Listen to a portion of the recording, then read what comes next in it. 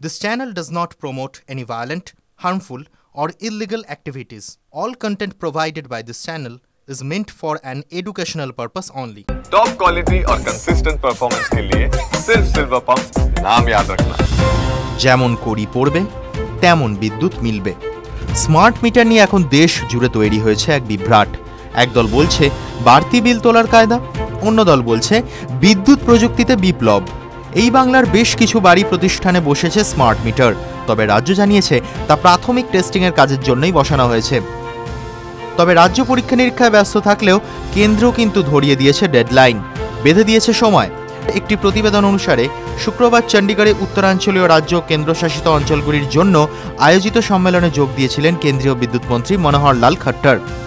সেখানে তিনি বলেন, কৃত্রিম বুদ্ধিমত্তাকে কাজে লাগিয়ে স্মার্ট মিটার উপভোক্তার অভিজ্ঞতাই একেবারে বদলে দেবে, যার মাধ্যমে একজন গ্রাহক বিদ্যুতের প্রসঙ্গে আরও নিখুঁত সিদ্ধান্ত নিতে সক্ষম হবেন। মন্ত্রীর আরও সংযোজন, প্রিপেইড স্মার্ট মিটার সঠিক সময়ে বিদ্যুৎ বিল প্রদানে সাহায্য করবে।